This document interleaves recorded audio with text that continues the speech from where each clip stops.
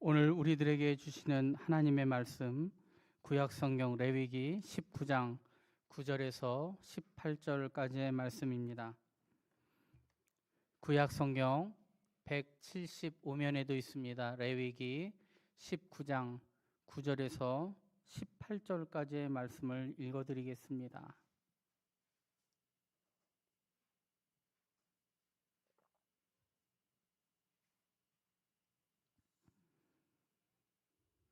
구절부터 읽어드리겠습니다.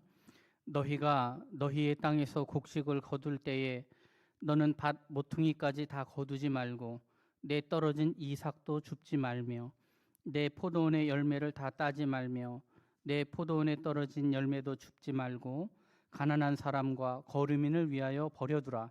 나는 너희의 하나님 여호와이니라. 너희는 도둑질하지 말며 속이지 말며 서로 거짓말하지 말며 너희는 내 이름으로 거짓 맹세함으로 내 하나님의 이름을 욕되게 하지 말라. 나는 여호와이니라. 너는 내 이웃을 억압하지 말며 착취하지 말며 품꾼의 삭슬 앞친까지 밤새도록 내게 두지 말며 너는 귀먹은 자를 저주하지 말며 맹인 앞에 장애물을 놓지 말고 내 하나님을 경외하라. 나는 여호와이니라.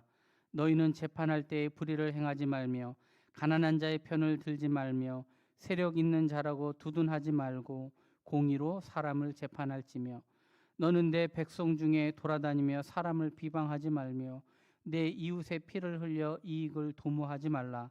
나는 여호와이니라. 너는 내 형제를 마음으로 미워하지 말며 내 이웃을 반드시 견책하라.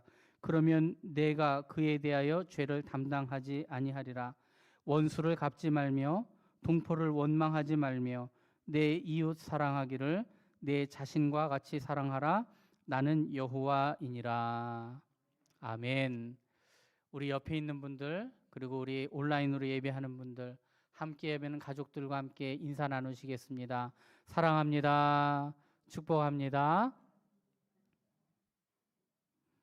오늘도 하나님께서 예비하신 그 말씀의 능력과 은혜가 이 예배에 참여하고 말씀을 듣는 우리 모든 성도님들에게 임하기를 간절한 마음으로 기도하고 축복합니다.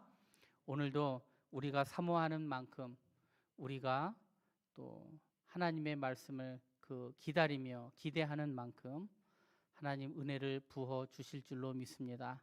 앞에서 전하는 자가 부족하다 할지라도 하나님께서 채워주실 은혜를 기대하며 오늘도 말씀 앞에 겸손함으로 사모하는 마음으로 서시는 우리 모든 성도님들이 되시기를 축복합니다.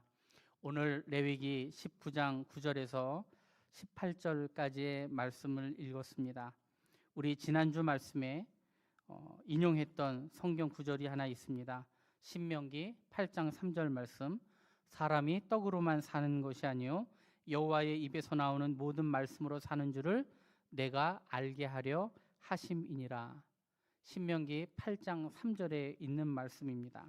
하나님은 하나님께서 택하신 하나님의 자녀들이 이 땅 가운데 살 때에 어떤 생존을 해결하고 불편함을 해결하기 위해서 어떤 떡이라고 하는 그런 인간의 욕구와 욕망을 채우며 살아가는 존재가 아니라 영원한 생명을 위한 그 약속의 말씀 붙들고 그 약속 붙들고 말씀 붙들며 살아가는 존재가 되어야 한다. 그 말씀을 여러분들께 드린 바가 있습니다.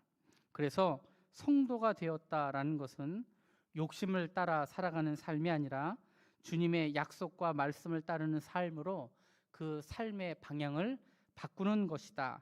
그런 말씀을 드렸습니다. 우리의 삶의 목표는 이제 우리의 욕심과 우리의 욕구, 우리의 필요를 채우는 것이 우리의 인생의 목적이 되면 안 된다라는 것이죠.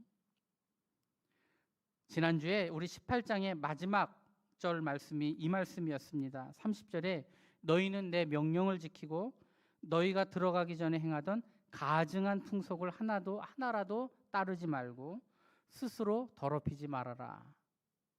하나님의 자녀들이 이제 하나님의 백성으로 살아가야 될 터인데 과거 애굽 땅에 살았던 그들의 풍습도 그리고 너희가 살고 있는 주변에 가나안 족속의 그런 나쁜 습성들과 풍속들도 따르지 말고 하나님의 법대로 하나님의 말씀대로 살아갈 것을 명령하신 것이죠. 그리고 이것이 레위기에서 말하고 있는 그 중심 사상, 바로 그 거룩을 쫓아가는 인생이다, 그렇게 이야기를 하신 것입니다. 거룩이라는 것이 어떤 고차원적인 어떤 수준으로 놓고 우리가 너무 멀게만 느끼면 우리가 거룩이라는 것을 쫓고 그것을 이루며 산다는 것은 너무나 힘든 일일 것입니다. 이 거룩이라는 말은 어렵게 느껴지더라도 그 거룩을 이루며 살아가는 것은 아주 간단합니다. 무엇이냐면 하나님의 자녀들이 세상의 풍습과 풍조와 유행과 그런 패턴을 따르는 것이 아니라 하나님의 말씀대로 삶을 통하여 세상에서 구별되어지는 것, 그것이 거룩이라는 것입니다. 이 사람은 세상과는 다른 무언가 다른 게 있어.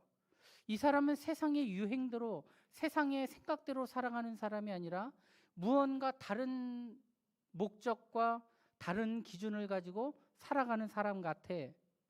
그런데 알고 보니까 그 기준과 방향이 하나님의 말씀이었더라. 이렇게 생각이 들면, 그런 판단을 받을 수 있다면 그 사람은 거룩을 쫓아가는 사람이라는 것입니다. 그래서 우리 하나님의 자녀들이 하나님의 방식대로 하나님의 뜻대로 살아간다는 것이 얼마나 중요한지를 몰라요. 제가 요즘 학교에서 공부를 하고 있는데 세상에 있는 사람들의 가치관, 그리고 교회 안에 있는 사람들의 그 가치관에 대한 비교를 분석한 자료를 읽은 기억이 있습니다. 여기에 보니까요, 하나님의 자녀들, 교회 안에 속해 있는 사람들의 삶의 목표와 방향이 세상에 있는 사람들의 모습과 방향과 별로 차이가 없다는 거예요. 물론 그 자료가 미국에 있는 사람이 미국에 있는 교회에 있는 내용들을 분석한 내용들이지만 우리는 그것과 다르다라고 우리가 감히 얘기할 수 있을까요?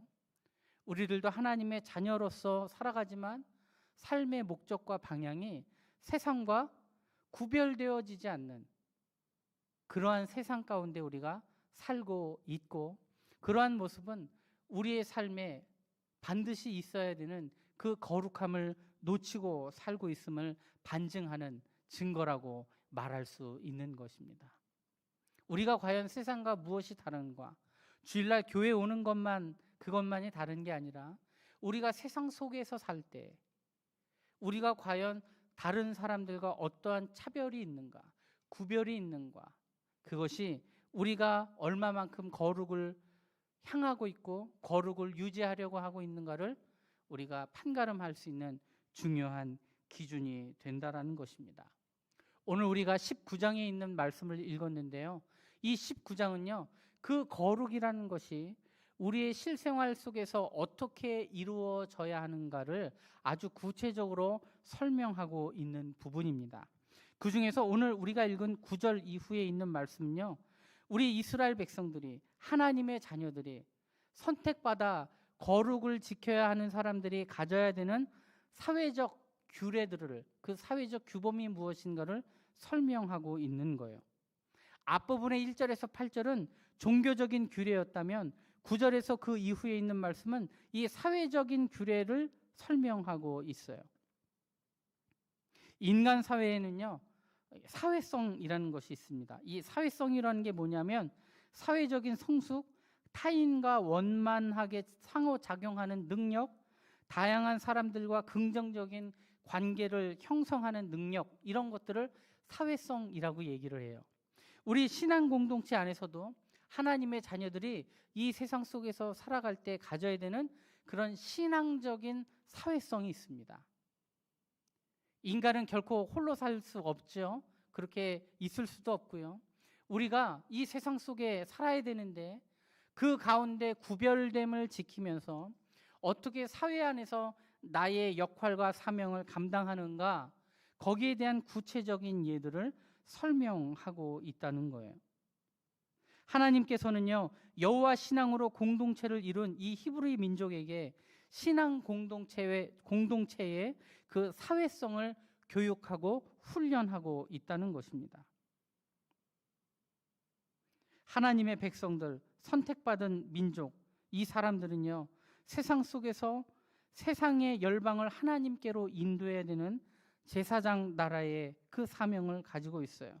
그래서 이 제사장의 사명을 감당하는 이 민족과 사람들은 세상의 방식과 세상의 가치관이 아니라 그들 속에서 그 안에 함께 있으면서도 하나님의 주시는 그 생명의 방식대로 살아가야 된다는 것이죠.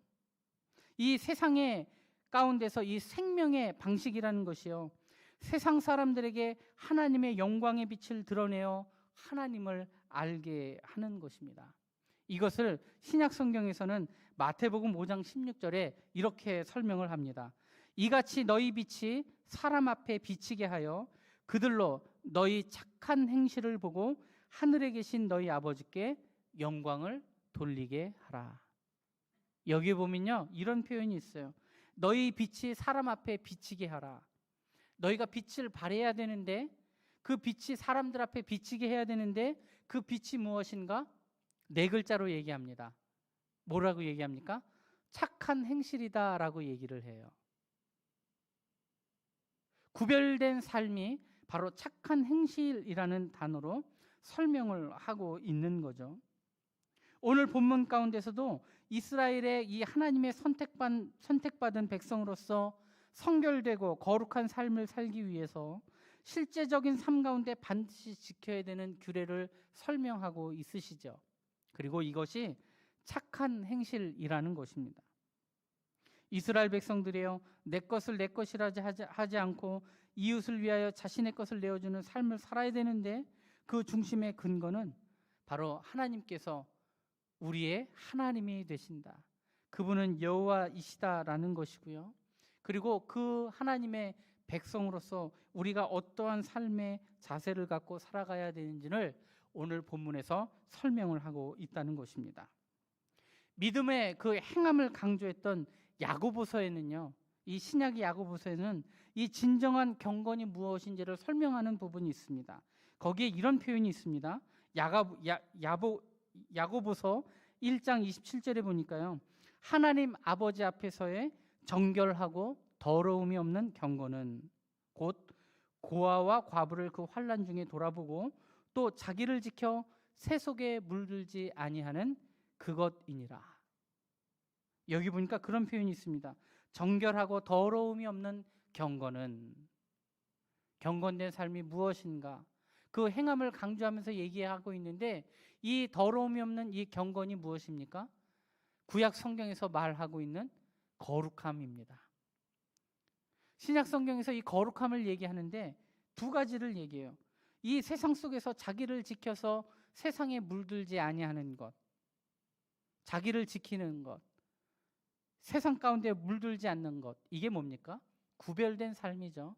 구별되지 않고 섞여 살면 물드는 거잖아요. 그렇게 해서 이 구별된, 세속에 물들지 않아 구별된 삶을 살아가는 자기 스스로를 향해서는 세상에 물들지 않는 구별된 삶을 얘기하고요. 타인에 대해서는 무엇을 얘기합니까? 고아와 과부를 그 환난 중에 돌보는 사람이다. 경건함이라는 것이 그저 성경을 많이 읽고 기도를 많이 하고 교회 생활에 충실한 것을 이야기하는 것 같았지만, 그것을 얘기하는 것이 아니라 세상 속에서 내가 어떻게 비춰지는가. 세상 속에서 내가 어떻게 비춰져야 됩니까? 아, 저 사람은 세속에 물들지 않는 사람이야. 그렇게 스스로를 지킬 수 있는 사람이어야 하고요. 그 다음 얘기하는 게 무엇입니까? 고아와 과부를 그 환난 중에 돌보는 사람이다. 즉, 자신의 이익과 유익을 구하며 살아가는 인생이 아니라 함께 더불어 살아가는 그 공동체 가운데 연약한 자들, 그 도움이 필요한 자들을 돌보는 사랑과 희생의 마음을 가지고 살아가는 사람이 경건한 사람이다. 구약 성경의 말로는 거룩한 사람이다, 그렇게 이야기를 하고 있는 것입니다. 그래서 우리는 이 거룩에 대한 이야기들을 할 때 내가 하나님 앞에서 어떠한 사람인가, 이것이 첫 번째고요. 그 다음 두 번째는 내가 다른 사람들 앞에서 어떠한 삶의 모습을 가지고 있는가. 이것이 두 번째입니다. 이 두 개를 절대로 떨어뜨려 놓고 생각할 수 없어요. 하나님 앞에서 온전한 인생, 하나님 앞에서만 온전한 인생이 거룩하다 말할 수 없고요. 그리고 하나님 앞에서만 온전할 수도 없는 것이죠. 이 두 가지는 서로 상호작용을 하는 것이죠. 하나님을 사랑하는 마음이 있을 때 이웃을 사랑할 수 있고, 그 이웃을 내 몸과 같이 사랑하는 그 마음이 하나님을 향한 마음이 되기 때문에 그런 것입니다. 세상 속에서 자신을 어떻게 지켰는가, 어떻게 구별되게 살았는가, 그리고 타인들, 특별히 약자들 앞에서 어떤 사랑과 희생의 행동이 있었는가에 대해서 비로소 참된 경건이 무엇인지가 드러나게 되는 것이죠. 그리고 이 참된 경건이 마태복음 5장에서 이야기하고 있는 착한 행실과도 같은 것입니다. 오늘 본문에 있는 말씀을 살펴보면서 그 구체적인 예들을 여러분들과 함께 나누어 보려고 합니다. 오늘 9절에서 10절에 있는 말씀을 보니까요, 이 타국민, 이 거류민에게도 일하고 먹을 기회, 그들이 생존할 수 있는 기회를 배려하고 그것을 보살펴야 한다라고 이야기를 합니다. 오늘 9절에 있는 말씀 보니까요, 곡식을 거둘 때 밭 모퉁이까지 다 거두지 말라라고 얘기를 합니다. 아무래도 밭이나 논이나 이런 것들이 이렇게 사각형으로 따박따박하게 생기지는 않았을 거잖아요. 그 옛날 시대에 꼬불꼬불하고 자기가 갖고 있는 땅의 모양에 따라서 그 모양이 아주 뒤죽박죽이고 여러 가지 모양들이었을 것입니다. 그러면 그것들을 추수해 나아가는데 이 귀퉁이라는 것이 있을 수밖에 없어요. 그런데 그 귀퉁이에 있는 것들을 어떻게 하라? 걷어들이지 말라는 거예요. 추수하지 말라는 것입니다. 옛날 유대의 랍비들은요, 그 지역의 그 넓이까지도 규정을 했어요. 전체 넓이의 60분의 1. 60분의 1이 거기서 이 구덩이를 차지하는 비율에 어느 정도 이 부합하는지는 모르지만 그들은 그런 규례, 아주 세부적인 규례까지 둬서 그 구석에 있는 것, 그것들을 어떻게 하라? 걷어들이지 말라고 이야기한 거예요. 가난한 사람들, 그리고 이 거류민들, 연약한 사람들이 토지가 없이 또 수확 때에 그들이 먹을 양식이 없을 때에 그들이 나머지를 어떻게 하라? 가져갈 수 있도록 내버려 두라는 것입니다. 꼼꼼하게 살펴서 어느 하나 수확하지 않는 것이 잘 살펴봐라, 그렇게 얘기해서 꼼꼼하게 다 챙겨오는 것이 아니라 대충 해갖고 오라는 거예요. 성경에 보니까요, 한 번만 걷어들이래요. 우리가 보통 한 번 쑥 지나가고 나서 다음에 또 지나가면서 어디 안 한 데가 있나 살펴보잖아요. 그러지 말라는 거예요. 한 번만 걷어들이라고 이야기를 해요. 그래서 나중에 걷어들인 이후에 가난한 사람들, 농작물을 수확할 수 없는 땅이 없는 사람들, 일하지 못해서 수확이 없는 사람들, 이러한 사람들이 그것들을 챙겨갈 수 있도록 배려하는 마음으로 남겨두라는 것이죠. 과거의 구약의 율법에는요, 안식년이라는 것이 있고 희년 제도라는 것이 있어서 이런 것들과 더불어서 하나님의 자비와 사랑에 근거한 이웃사랑의 아주 대표적인 실천의 규범 중 하나였습니다. 그리고요, 이러한 것들은 논밭에만 해당되는 것이 아니라 과일을 딸 때에도 적용이 됐대요. 이 과일을 딸 때도요, 막대기를 가져다가 손이 안 닿으면 막대기를 가지고 가지를 치든지 그래서 이제 과일을 따잖아요. 근데 막대기를 해서도 저 높은 데서는 닿지가 않아요. 그럼 이제 어떻게 따야 되죠? 어떻게 따면 될까요? 여러분 어떻게 따세요? 나무를 흔들죠. 열심히 흔들면 쏟아져요. 근데 성경에는요, 그 나무를 흔들지 말라고 얘기합니다. 참 구체적이죠. 너희들이 막대기를 가지고 따는 것까지는 인정해도 저 높이 달려서 따지 못하는 것, 그거 흔들지 말라는 거예요. 딸 수 있을 만큼만 따가라는 거예요. 그렇게 한번 따갔으면 다시 그 밭에 오지 말라는 거예요. 그렇게 놔두면 어떻게 됩니까? 나중에 바람에 떨어지고 또 그것을 수확하지 못하는 사람들이 와서 그 나뭇가지를 흔들어서 나머지를 수확해 간다라는 거예요. 감람나무의 열매를 딸 때도 그랬고요. 포도나무의 포도를 딴 후에도요. 그것을 남은 것을 다시 따지 말고 고아와 객과 과부를 위하여 남겨두라. 규례가 아니고요. 신명기 24장 20절에 보면 정확하게 그 사항들을 설명을 해 놓고 있습니다. 포도원의 포도를 딴 후에 그 남은 것을 다시 따지 말고 객과 고아와 과부를 위하여 남겨두라. 이것이 하나님이 말씀하신 이웃을 사랑하는 방법이었다는 거예요. 11절 말씀을 볼까요? 너희는 도둑질하지 말며 속이지 말며 서로 거짓말하지 말라라고 얘기합니다. 그들이 상거래를 할 때도요. 그리고 남의 자신의 재산권을 지킬 때도요. 남의 것을 함부로 도둑질하거나 속이거나 거짓말하지 말라고 얘기합니다. 이것은 십계명 안에 있어서도 이미 설명했던 말씀이에요. 이 두 계명은요. 모든 것들의 인간의 하는 일들이 정직해야 되고 남을 속이지 말아야 할 것들을 교훈합니다. 이 모든 것들이 하나님께 대한 불성실과 불신앙에서 비롯되기 때문이라는 거예요. 그래서 십계명에도 언급했던 내용을 다시 설명해요. 도둑질도 하지 말고 속이지 말고 거짓말하지 말라라고 얘기합니다. 12절에 있는 말씀에는요. 거짓 맹세도 하지 말라라고도 이야기를 하고 있어요.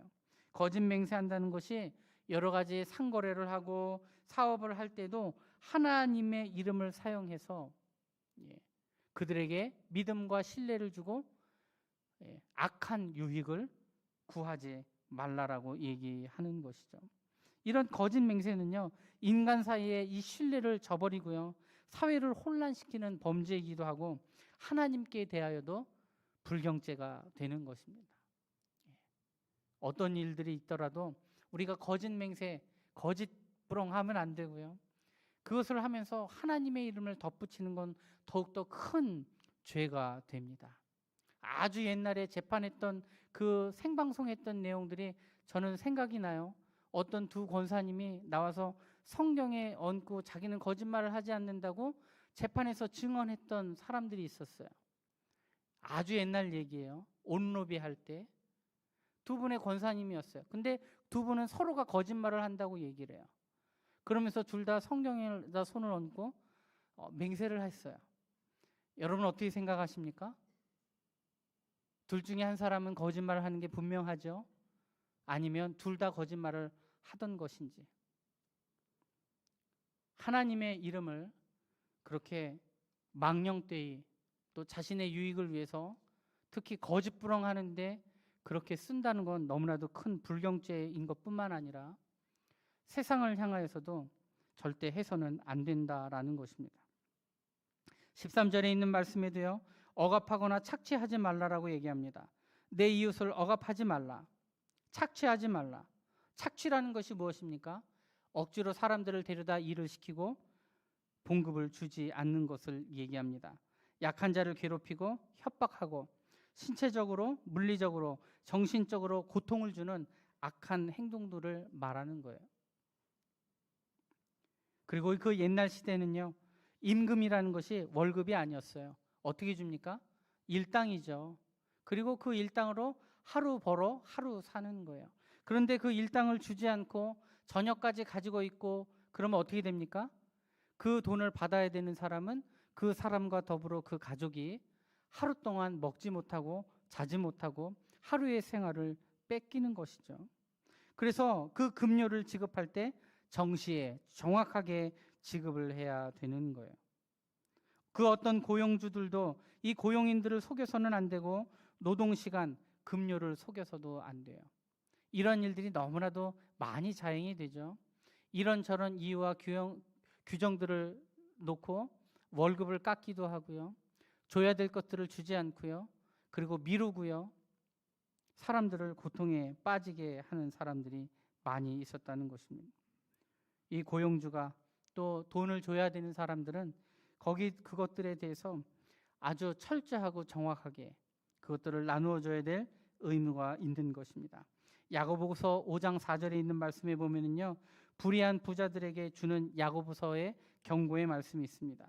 보라 너희 밭에서 추수한 품꾼에게 주지 않은 삭시 소리 지르며 그 추수한 자의 우는 소리가 만군의 주의 귀에 들렸느니라. 얼마나 많은 사람들이 이런 부정한 방법으로 연약한 사람들을 착취해서 불을 채웠는지 이들의 우는 소리가 하나님의 귀에 들렸다라고 이야기하며 그 불의한 부자들을 경고하셨다는 것이죠.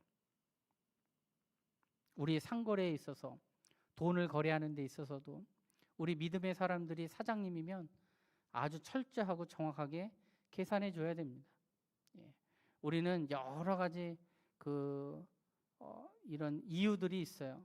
합당하게 여겨지는 구실들이 있죠. 어떻게든 주지 않으려고 하고 어떻게든 아끼려고 하고 이러한 모습들이 하나님 앞에 이웃 사랑의 모습에서는 옳지 않다는 것입니다.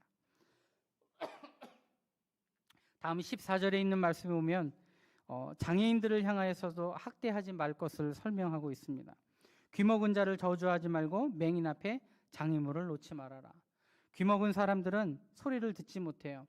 그래서 그 사람들을 향하여 조롱의 말로 그들을 저주하지 말라라고 얘기를 합니다. 그들은 어떠한 말을 했는지 듣지 못했기 때문에 그 어떠한 방어를 할 수도 없고 책임을 질 수도 없습니다. 그들을 조롱거리로 만들면 안 돼요. 자신의 이름이나 지위를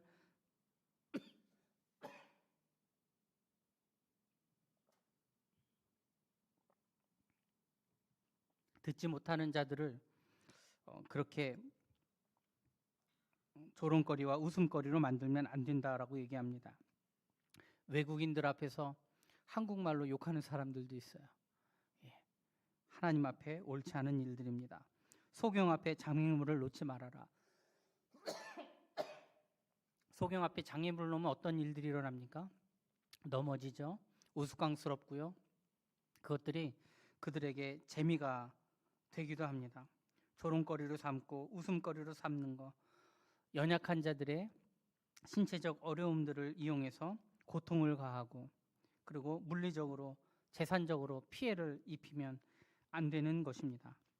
그리고 장애물을 놓지 말라 이 말은요, 좀 더 확대해서 해석을 하면은요, 장애물이 앞에 있으면 치워줘야 된다는 말도 됩니다. 그것이 하나님의 자녀들이 이 세상을 살아가면서 하나님 주신 이 공동체 안에서 우리가 마땅히 이루어야 되는 거룩함이라는 것이죠. 15절 말씀에 보면 재판할 때 공정하고 공평해야 한다라고 얘기를 합니다. 공정한 재판에 있어야 함을 명령하고 있으시죠. 개인과 개인, 개인과 사회, 사회와 사회 사이에 옳고 그름, 그리고 옳은 것, 부정한 것, 이런 것들을 밝히 드러내는 것들이 무엇입니까? 재판이죠. 재판이 무너지면 그 시대는, 그 세상은 완전히 무너진 것이죠. 절대로 무너지지 말아야 할 것, 그리고 연약한 자들이 마지막까지 의지할 수 있는 것이 재판입니다. 재판을 굽게 하고 뇌물을 받고 자기의 유익에 따라서 사람들에게 마음을 상처를 주고 한이 맺히게 하고 그리고 재산적, 물리적, 신체적 피해를 주는 이런 불의한 재판들은 결코 하나님께서 용서하실 수 없으시다는 것입니다. 그리고 이 믿는 자들이 공정하고 공평하게 하지 않아서 가난한 사람들, 부족한 사람들, 이런 사람들을 차별해서도 안 되고, 그렇다고 해서 이 부족한 사람들, 연약한 사람들을 이 동정하는 마음으로 편애하거나 또한 강자에게 아부해서도 안 된다라는 것입니다. 그 어떤 경우에서도 차별이 없어야 되고 부와 지위 때문에 특별한 배려를 받아서도 안 됨을 얘기합니다. 하나님께서 뇌물을 금지하신 이유도 무엇입니까? 뇌물이 판결을 굽게 하기 때문에 그래요. 16절에서 18절까지의 말씀에는 오늘 말씀의 결론과도 같은 말씀을 이야기하고 계십니다. 이웃을 자기 몸처럼 사랑하라 라고 얘기하죠. 믿는 자들은 이웃에 대하여 남을 해치기 위해서 사실을 왜곡하거나 속임수를 사용하고 헌담을 해서도 안 된다라고 얘기합니다. 믿는 자는 이웃의 생명을 위험에 처하게 될 어떠한 일들도 해서는 안 돼요.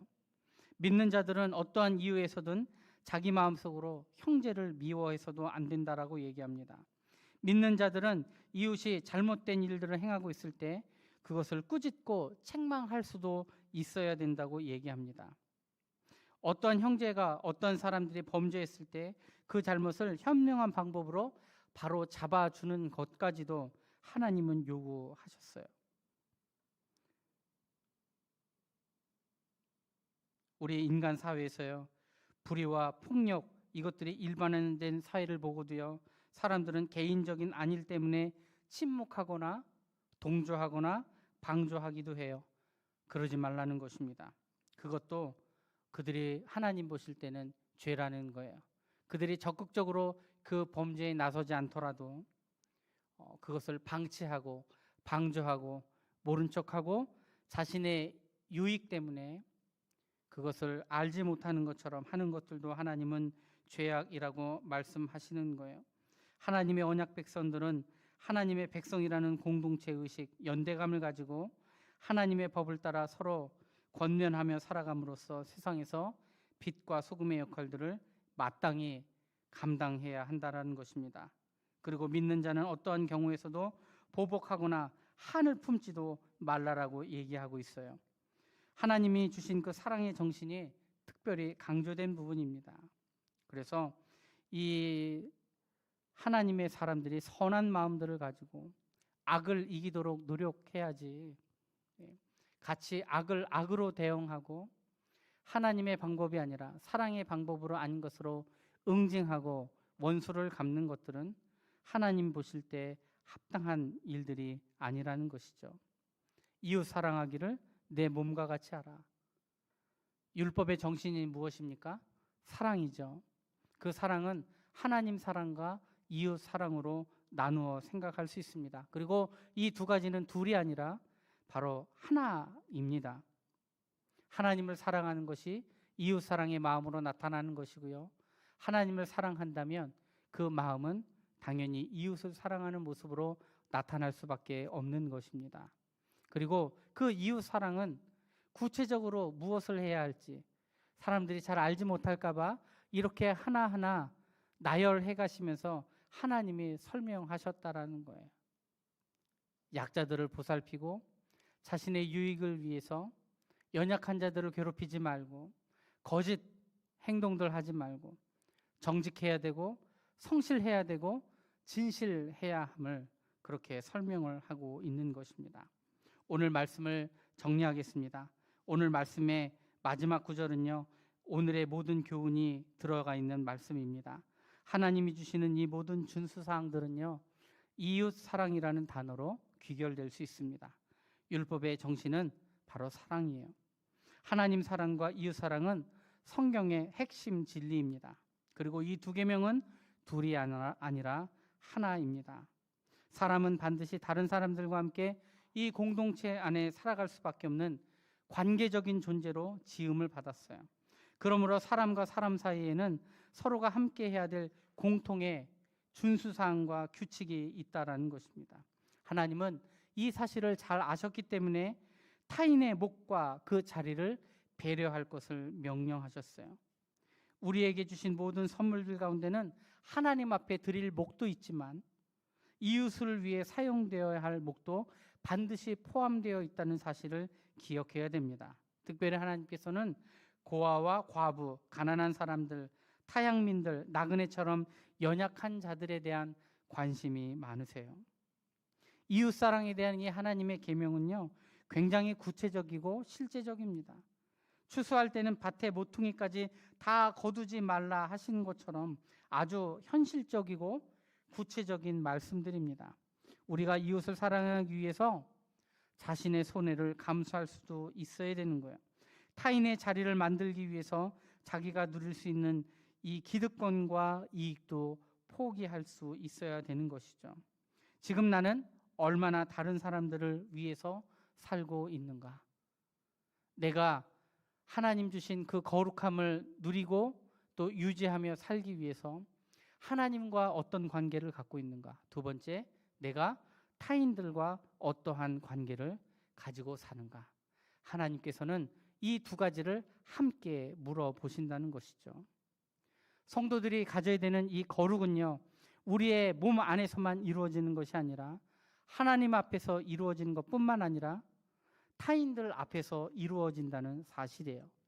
가깝게는요, 우리 가족들 앞에서 내가 어떠한 모습으로 보여지고 있는가, 그리고 더 나아가 내가 속한 공동체 안에서, 나의 일터에서, 나의 교회에서, 내가 사는 동네에서 나는 과연 어떠한 삶의 모습으로 보여지고 있는가, 나에게 참된 경건이 있는가, 고아와 과부를 돌볼 만한 그런 참된 경건이 내 앞에 있는가, 내가 착한 행실로서 사람들 앞에 하나님의 빛을 비출 수 있는 능력이 우리 안에 있는가, 하나님은 지금도 우리에게 물어보고 계신다는 거예요.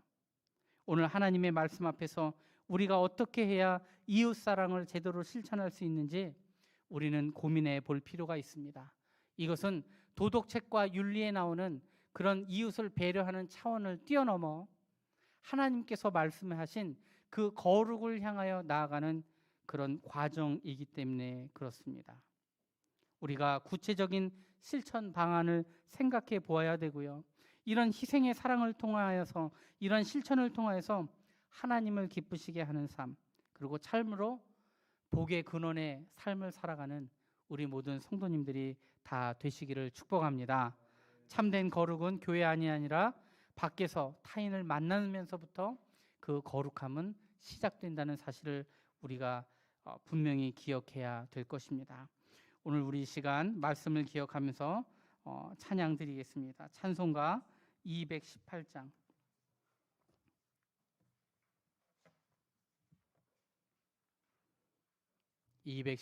찬양 드립니다.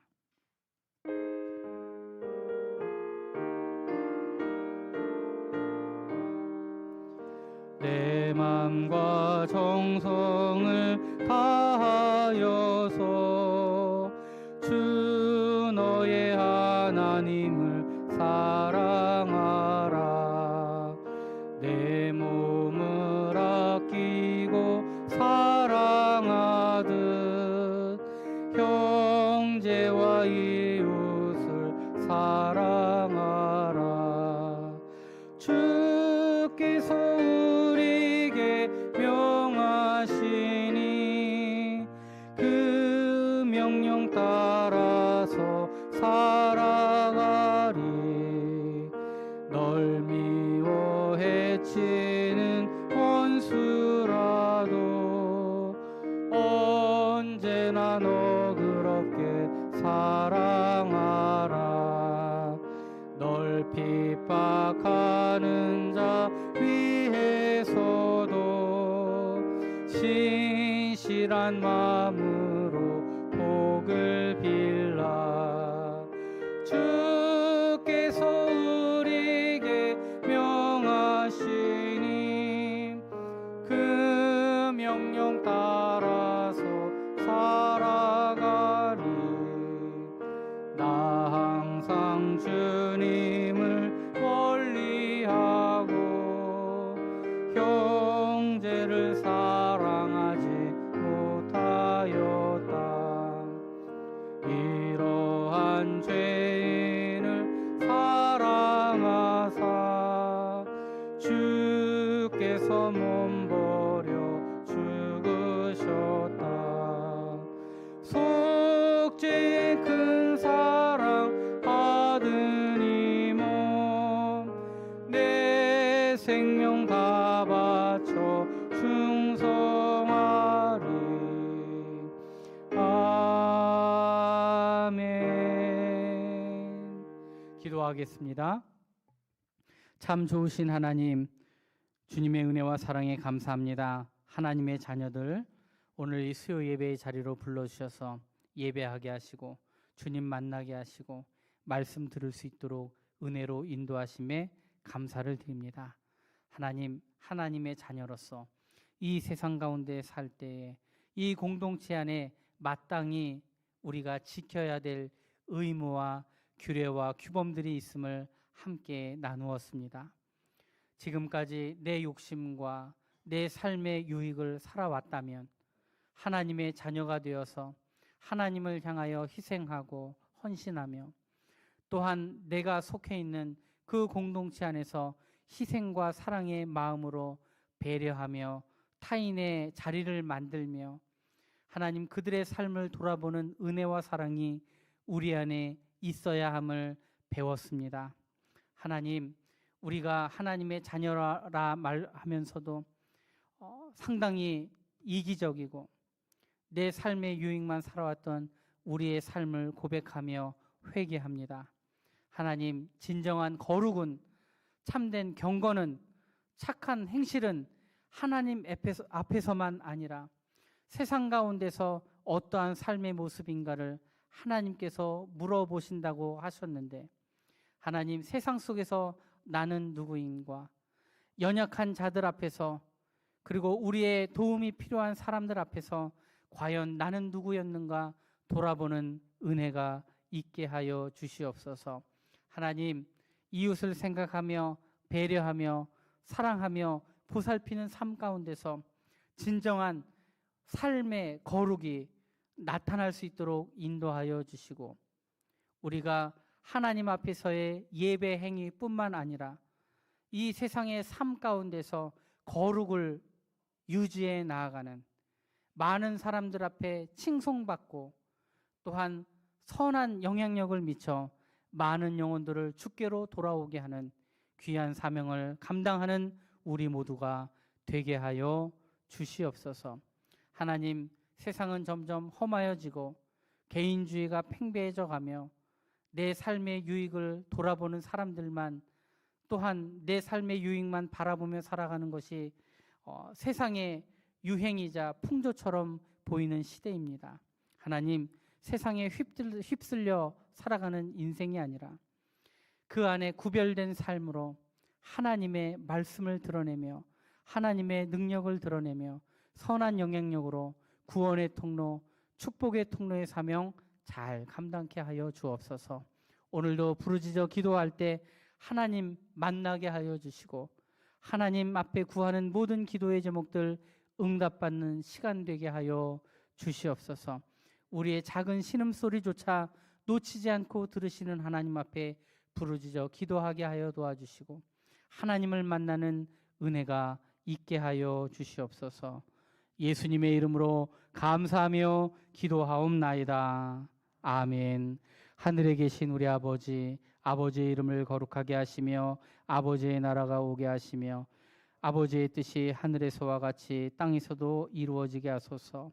오늘 우리에게 일용할 양식을 주시고 우리가 우리에게 잘못한 사람을 용서하여 준 것 같이 우리의 죄를 용서하여 주시고 우리를 시험에 빠지지 않게 하시고 악에서 구하소서. 나라와 권능과 영광이 영원히 아버지의 것입니다. 아멘. 우리 주여 한번 외치고 함께 기도합니다. 주여, 하나님 도우시고 인도하여 도와주옵소서. 성령님 지키시고 인도하여 도와주옵소서. 오늘도 기도하며 나아갑니다. 응답하여 주시옵소서. 하나님 주신 말씀 기억하며 아버지 기도하며 나아갑니다. 연약했던 우리의 삶을 고백하며 나아갑니다.